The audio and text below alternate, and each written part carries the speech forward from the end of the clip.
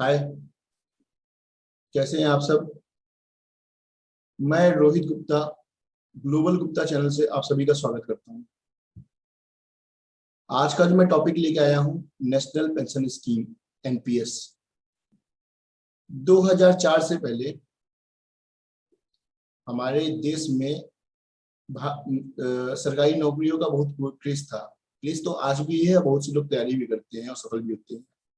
लेकिन पहले का क्रेज कुछ इस तरह था कि लोगों को लगता था कि सरकारी नौकरी में एक महत्वपूर्ण चीज है पेंशन, रिटायरमेंट के बाद पेंशन मिल जाना।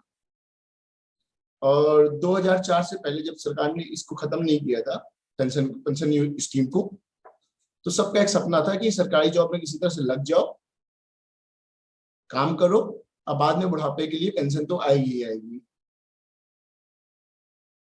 जिसको सरकार ने 2004 में खत्म कर दिया। तो उसके बाद क्या हुआ, क्या पेंशन की स्कीम आज भी है, कैसे लोग करते हैं, क्या सिर्फ सरकारी नौकरी वाले ही पेंशन का उपयोग कर सकते हैं या फिर प्राइवेट सेक्टर में काम करने वाले लोग भी कर सकते हैं, इसी के बारे में सरकार ने सोचते हुए एक स्कीम ले आई थी 2004 में। पहले सरकारी सरकारी लोगों के लिए थी नेशनल पेंशन स्कीम, और बाद में 2010 के आसपास, 9 या 10 के आसपास इसको सभी के लिए ओपन कर दिया था। चलिए मैं पीपीटी के थ्रू आपको इसके बारे में बताता हूं।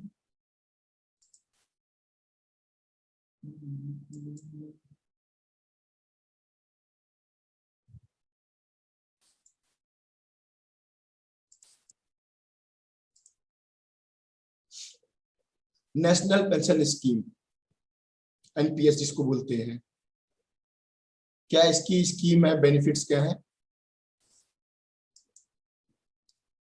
नेशनल पेंशन स्कीम है क्या? सोशल सिक्योरिटी का जो इनिशिएटिव सरकार ने उठाया है, उसके ही अंतर्गत नेशनल पेंशन स्कीम को ले आए हैं। आज की डेट में ये पेंशन पेंशन प्रोग्राम सभी के लिए ओपन है, आइदर वो पब्लिक हो, पब्लिक सर्वेंट हो, प्राइवेट एम्प्लॉय हो, या अनऑर्गेनाइज सेक्टर में भी काम कर रहा है, एक्सेप्ट आर्म फोर्स, क्योंकि आर्म फोर्स के लिए आज भी पेंशन खत्म नहीं है, तो उनको छोड़ के बाकी सब पे एप्लीकेबल है। ये आपको इस तरह डिजाइन किया हुआ है कि at the time of retirement आपकी सेविंग हो सके और आपको पछताना ना पड़े, क्योंकि सबसे इंसान को सबसे ज्यादा जरूरत बुढ़ापे के टाइम पे ही होती है। क्योंकि जब तक उसका रिटायरमेंट नहीं है तब तक वो कमा रहा है, खा रहा है, लेकिन जब रिटायरमेंट आ जाती है तभी उसको दिक्कत होती है कि अब आगे कैसे चलेगी जिंदगी।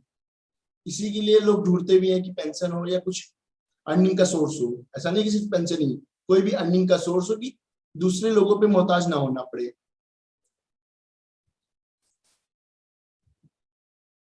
ये स्कीम इंकरेज करती है कि आप पेंशन अकाउंट में रेगुलर टाइम, अपने एम्प्लॉयमेंट के टाइम पे ही रेगुलर छोटा छोटा अमाउंट आप सबमिट करते चले जाओ, जमा करते चले जाओ, और कुछ दिनों बाद आप देखोगे कि इसका कॉर्पस बहुत काफी बढ़ गया है। अब बाद में जब आप रिटायर होंगे तो मंथली पेंशन जैसे पहले मिलती थी लोगों को सरकारी जॉब में, वैसे आप पेंशन के एंजॉय कर सकते हैं। एट द टाइम ऑफ, जब एनपीएस खत्म होगा या एग्जिट करेंगे आप 60 साल के बाद, 60 साल से पहले भी कर सकते हैं, उसको मैं बताऊंगा आगे। 60 साल के बाद अगर आप एग्जिट करते हैं तो होता क्या है कि लोग जो जो कॉर्पस बना चुके हैं तो उससे अपनी जरूरतों के लिए भी इस्तेमाल करना चाहते हैं, अपने बच्चों की शादी के लिए या किसी और पर्पस के लिए, अपना घर बनाने के लिए। तो सरकार ने ये फैसिलिटी दे रखी है कि आप अपने कॉर्पस का, जितना भी आपका कॉर्पस इकट्ठा हुआ है, उसका 60% पैसा लमसम आप विड्रॉ कर सकते हैं, और वो भी टैक्स फ्री होगा। अब बाकी का 40% जो पैसा है आपका, वो सरकार एक एन्युटी प्लान के थ्रू बना देगी, जो आपको मंथली या ईयरली पेंशन आपको मिलती रहेगी।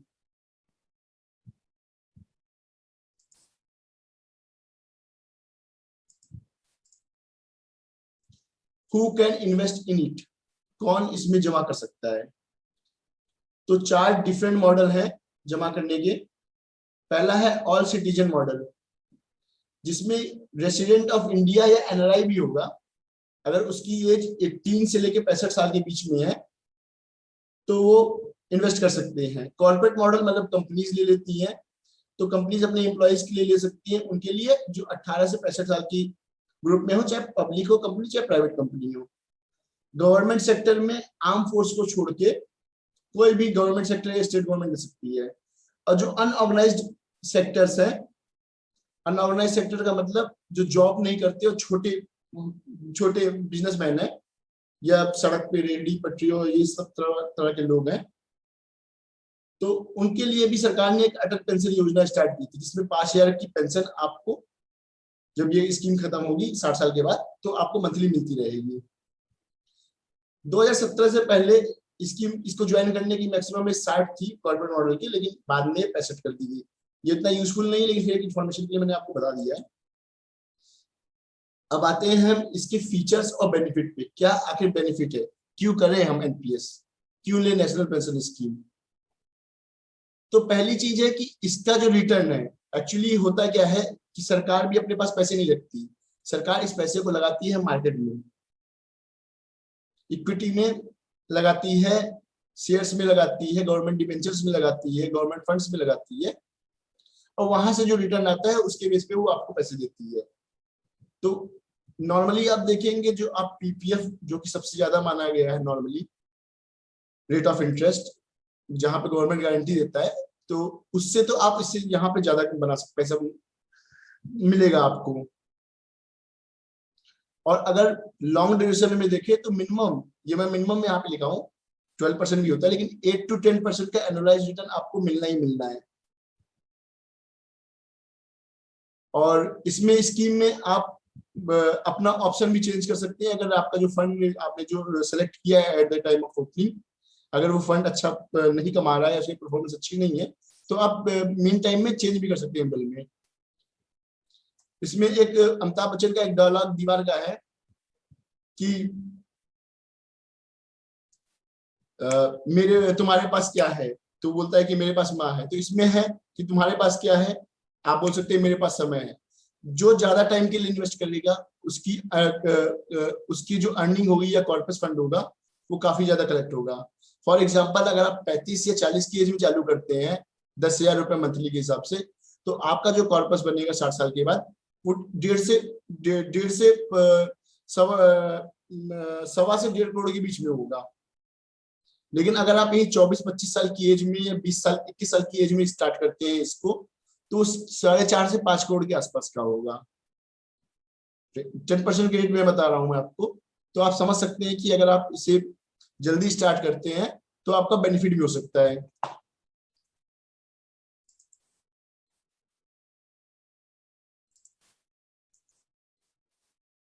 सरकार ने इस पे क्या किया हुआ है कि आपका जो पैसा है 75 to 50% इक्विटी के अंदर डालते हैं, जैसे मैंने आपको इससे पहले वाली स्लाइड में बताया। और जैसे जैसे आपकी एज बढ़ती चली जाती है, सरकार इक्विटी का पोर्शन रिड्यूस कर देती है 2.5 की लिमिट से। वो क्यों करते हैं, क्योंकि आपको ये मालूम है कि इक्विटी रिस्की होता है थोड़ा सा, तो जहां रिस्क है वहां प्रॉफिट है।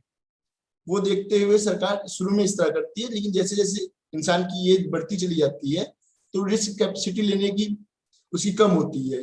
तो ये देखते हुए सरकार ने उस चीज को रिड्यूस करके जो फिक्स्ड अर्निंग वाले सोर्स है डिबेंचर वेंचर, वहां पे इन्वेस्ट करना स्टार्ट कर देती है।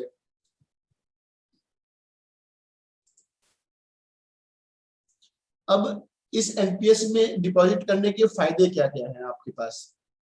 पहला फायदा है कि 80C के अंतर्गत जो 1.5 की लिमिट है उसके अंदर आप ये क्लेम कर सकते हैं। और अगर आप 80C की 1.5 लाख की जो एग्जम्पशन लिमिट है उससे भी ज्यादा जाना चाहते हैं, तो 80CCD 1B के अंदर भी टैक्स का बेनिफिट दिया हुआ है, जहां आप एडिशनल 50,000 तक के बेनिफिट पा सकते हैं।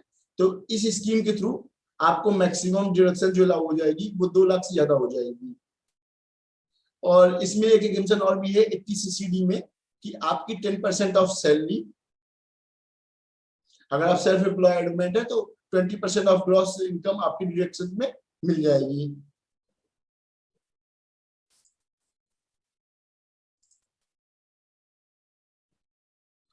ये मैंने वैसे बता दिया है कि 60 साल के बाद का विड्रॉल रूल क्या है। विड्रॉल रूल यही कि मैक्सिमम 60% ऑफ फंड तुरंत निकाल सकते हैं और वो टैक्स से एग्जम्प्ट होगी, और 40% का आपको गवर्नमेंट एन्युटी प्लान में बना देगी, जो आपको रेगुलर मंथली पेंशन मिलती रहेगी। जो मैंने आपको पहले बताया था कि क्या 60 साल से पहले भी आप इसको विड्रॉ कर सकते हैं, कर सकते हैं। अगर आप 3 साल लगातार इन्वेस्ट करते हुए हो गए आपको, तो आप अपने जो भी अर्निंग है उसका 25% पर्पस के लिए, सर्टेन पर्पस के लिए विड्रॉ कर सकते हैं वहां से। वो सर्टेन पर्पस क्या है? वो है आपके बच्चे की शादी, या उनकी पढ़ाई, हायर स्टडीज, या आप घर बनवाना चाहते हैं, या मेडिकल ट्रीटमेंट लेना चाहते हैं, तो आप विड्रॉ कर सकते हैं। आप इसे 3 बार विड्रॉ कर सकते हैं, 25% एंड 25% करके। 25% मैक्सिमम है, आप 3 टाइम्स कर सकते हैं, लेकिन वो गैप जो होगा पूरे टेन्योर का 5 साल कम से कम होना चाहिए, और 3 बार मैक्सिमम कर सकते हैं। ये टीयर 1 के लिए रिस्ट्रिक्शन इम्पोज्ड है। टीयर 2 में आप कभी विड्रॉ करो। वो क्या है टीयर 1 टीयर 2, मैं थोड़ी देर में आपको स्लाइड में बताता हूँ। एनपीएस 2 टाइप के होते हैं, टीयर 1 और टीयर 2। टीयर 2 का नेचर जो होता है वो वॉलंटरी होता है, और सेंट्रल गवर्नमेंट एम्प्लॉय के लिए सरकार भी 10% उसकी बेसिक सैलरी का कंट्रीब्यूट करती है।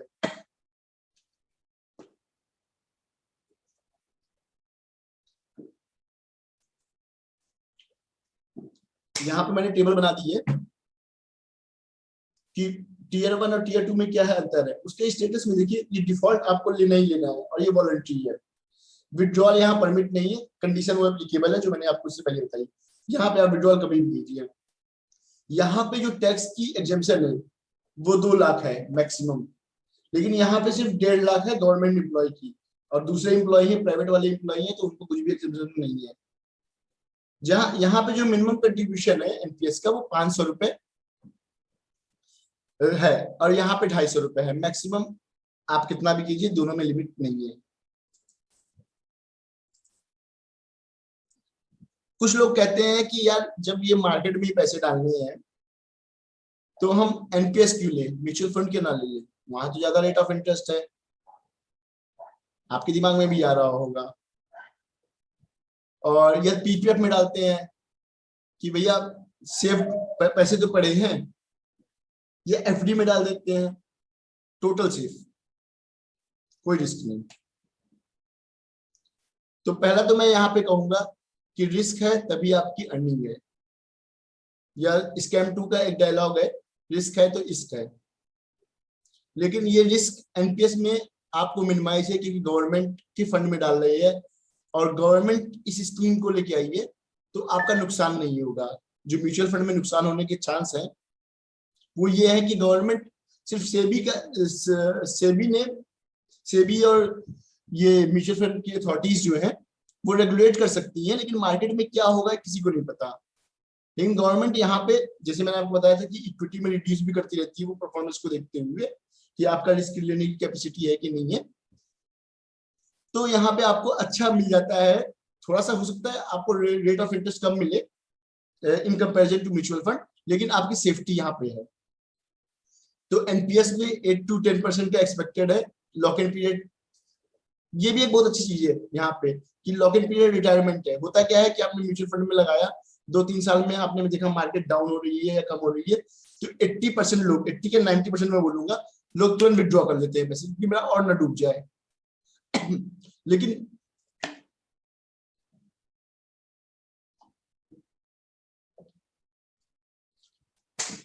लेकिन होता क्या है कि जब आप विड्रॉ कर लेते हैं तो अगर आपने थोड़ी देर बाद री इन्वेस्ट भी कर दिया, लेकिन यहाँ पे चलता है कुमुलेटिव एस्पेक्ट,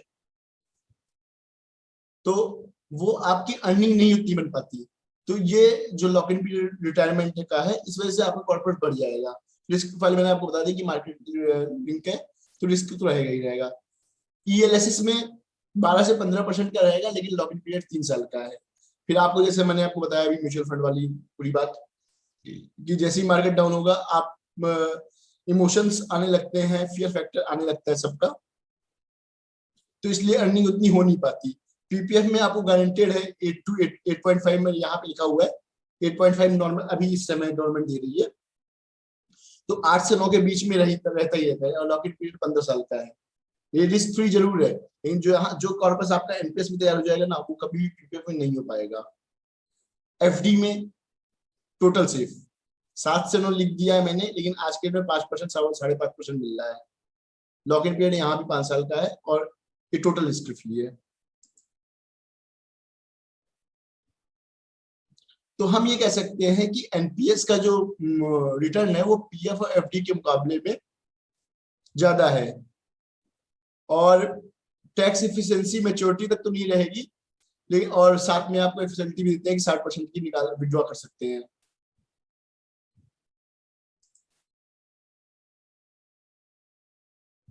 जो यहाँ पे इन्वेस्ट करता है पैसा, उसको हम सब्सक्राइबर कहते हैं। ये एडिशनल फीचर्स है कुछ जो मैंने लिखे हुए हैं, मैं आपको बता देता हूँ।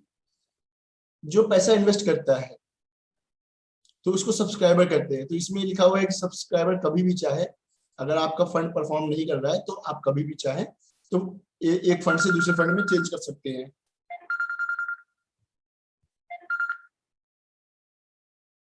और यहाँ पे आपको इस पे यूनिक आईडी दे दी जाएगी। ऐसा नहीं कि आप एक नाम से या एक नंबर से 3-4 एनपीएस खोल सकते हैं, सिर्फ एक ही एनपीएस खुलेगा, कोई दूसरा एनपीएस नहीं खुलेगा। तो इसलिए यहाँ पे आपको पैन नंबर की तरह यहाँ पे प्रान दे सकते हैं, परमानेंट रिटायरमेंट अकाउंट नंबर, जिसे हम प्रान बोलते हैं, वो एक सिंपल दे दिया जाएगा आपको। T1 और T2 मैंने आपको समझाई दिया है, और ये आपके लिए फैसिलिटी है कि आप कहीं से भी कीजिए, कहीं भी जॉब पे रहिए।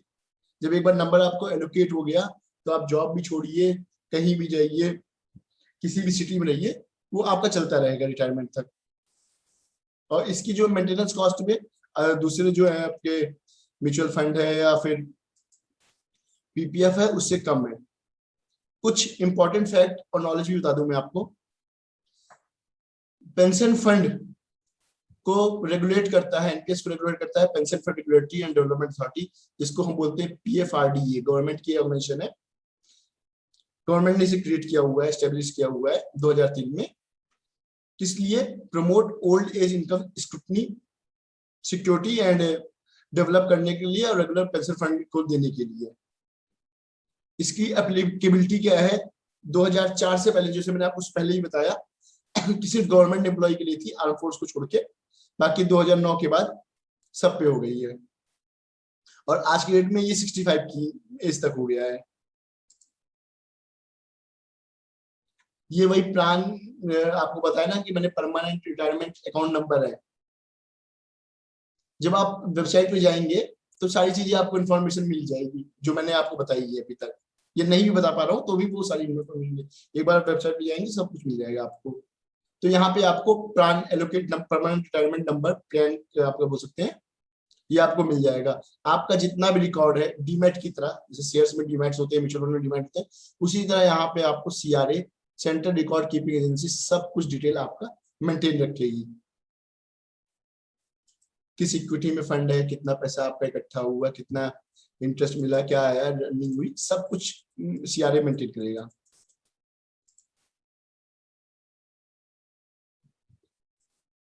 टैक्स ट्रीटमेंट मैंने आपको बता ही दिया है। हाँ, आप कैसे अप्लाई कर सकते हैं?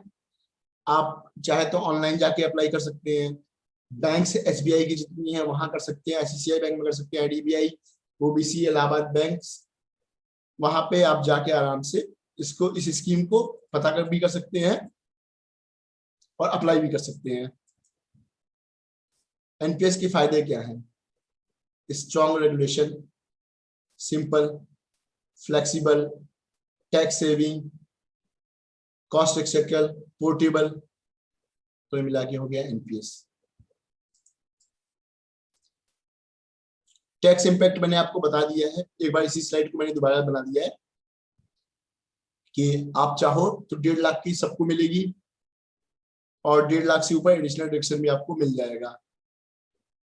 वो 1.5 लाख में एक सीलिंग है, वही 10% ऑफ सैलरी, अगर सैलरीड एम्प्लॉई है तो, और नॉन सैलरीड है तो आपकी 20% ऑफ ग्रॉस टोटल इनकम, ये एक सीलिंग है। ये आप जब भी कोई भी आपका टैक्स कंसल्टेंट जहां पे आप ये कर रहे होंगे वो आपको बता देगा, ये जिस जगह पे आप काम कर रहे हैं वो सब बता देगा। लेकिन मैक्सिमम मिल जाता है सबको 1.5 लाख, 1.5 लाख मैक्सिमम लिमिट है। तो ये विथ एडिशनल बेनिफिट आप 50,000 रुपए।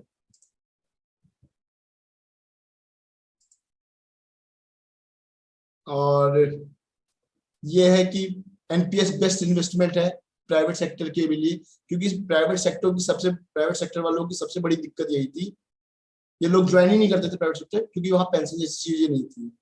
तो आज की डेट में उनके लिए भी ये फैसिलिटी है कि आप इसमें आए।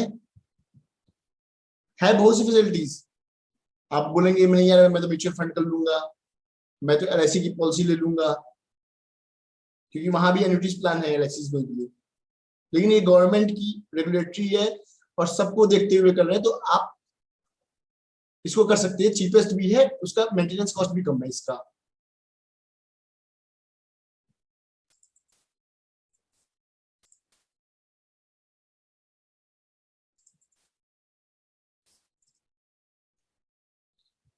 मैं अपनी रिकमेंडेशन बताने से पहले मैं आपको एक डिस्क्लेमर दे रहा हूँ कि जो भी मैंने यहाँ ऊपर लिखा है या वीडियो बनाई है सिर्फ आपकी नॉलेज के लिए और आपको अवेयरनेस करने के लिए। बाकी जो भी इंफॉर्मेशन आपको लेनी है, ये 3 वेबसाइट है, वहां पे जाके आप ले सकते हैं। एनपीएस की, NPS trust organisation, PFRDA, NPS, ठीक है। और बाकी बैंक्स में आईसीआईसीआई बैंक और जितने भी रेपुटेड बैंक है वो करते हैं, वहां पे आप जाके आराम से कर सकते हैं, ठीक है। तो आप अपना पहले इसकी मैंने अवेयरनेस आपको दे दी है, अगर आप करना चाहेंगे तो आप देख सकते हैं, वेबसाइट पे भी जा सकते हैं और आप बैंक्स में भी जाके पता कर सकते हैं क्या है, क्या कितना प्रॉफिट होगा, कितना रिटर्न आएगा आपको, वो सब चीजें आपको मिल जाएंगी। अब मैं रिकमेंड कर रहा हूं कि आपको जाना चाहिए कि नहीं जाना चाहिए। अगर आप प्राइवेट सेक्टर में या अपना खुद का बिजनेस भी कर रहे हैं और रिटायरमेंट प्लान के लिए सोच रहे हैं, तो मैक्सिमम रिटर्न ये दे सकता है आपको, क्योंकि लॉक इन पीरियड है ना, तो आप पैसे निकालोगे भी नहीं, तो इसलिए आपका कॉर्पस वो बढ़ेगा ही बढ़ेगा, ठीक है।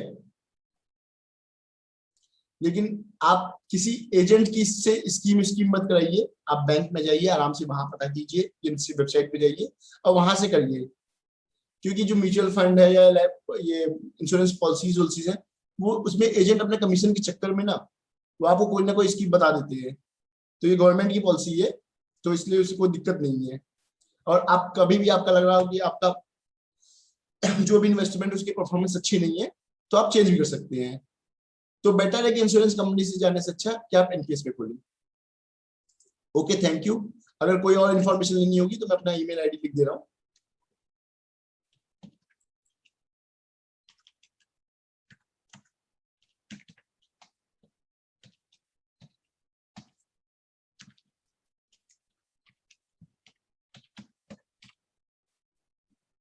चलिए, थैंक यू, अच्छा लगा आपसे बात करके।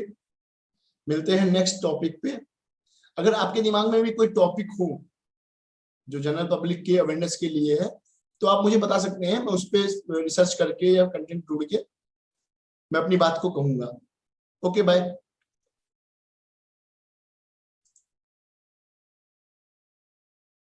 ओके।